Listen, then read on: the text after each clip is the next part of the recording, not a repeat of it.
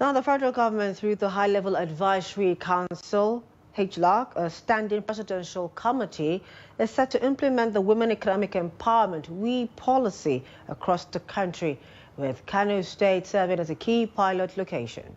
The initiative will be driven by credible and innovative actors across public, private and social sectors to accelerate inclusive economic growth for women. Habeebat Ajayi reports. The WE policy is designed to elevate the role of women in Nigeria's agricultural value chains. It also aims to increase income, improve resilience to climate change, and transform livelihoods, especially among rural and underserved populations. During the stakeholders' retreat in Abuja, the Commissioner for Women Affairs and Persons with Disabilities, Aminat Sani, stated that the policy will foster capacity building and awareness on gender-responsive governance, targeting the elimination of systemic gender barriers. Broader Kano State blueprint on women economic empowerment programs, which underscores that empowering women is not only beneficial for them, but it is a fundamental driver of our state's sustainable development. The policy is being supported by credible development partners, including the Development Research and Project Center, DRPC, Africa Enterprise Challenge Fund, AECF, and the WE Catalyst Fund partners, FEBU Advisory and Highway, who are providing both financial and technical support to strengthening implementation frameworks. It's an overarching guide.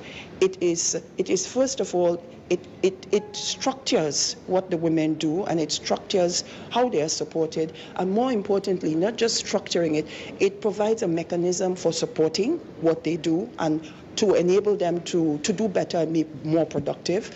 And it also creates a framework for calculating data, calculating the metrics and understanding the actual contribution. So we invest in SMEs and cooperatives, we build the capacity of those SMEs and cooperatives, including their beneficiaries, and then we advocate for enabling environment for women to thrive in the agricultural space in Kano. That brought about our engagement to push for this policy to be in place. If you look at it in Kano, most especially, women are disenfranchised in terms of they don't get access to finance, so men dominate a lot of, there are a lot of gender barriers that exist, and so this policy aims at breaking those barriers. With it, it's a guide for all of us, the ministries, the civil society organizations, and any other groups or even individuals who want to support economic empowerment.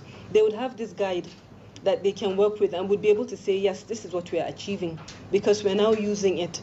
So I really am stressing that having a policy at the state level is something that when we leave today, we hope we will see that there's progress towards getting it domesticated. The Minister of Women Affairs, Iman Suleiman Ibrahim, represented by the Director of Economic Services in the Ministry, Blessing Anuwike, described the WE policy as a transformative milestone for achieving gender equality and building a more inclusive and prosperous nation.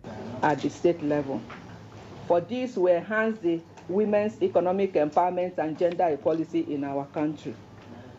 Stakeholders at the retreat were urged to take full ownership of the policy to ensure it is widely accepted, effectively implemented, and fully integrated across sectors nationwide. Habeebat Ajayi, Trust TV News, Abuja.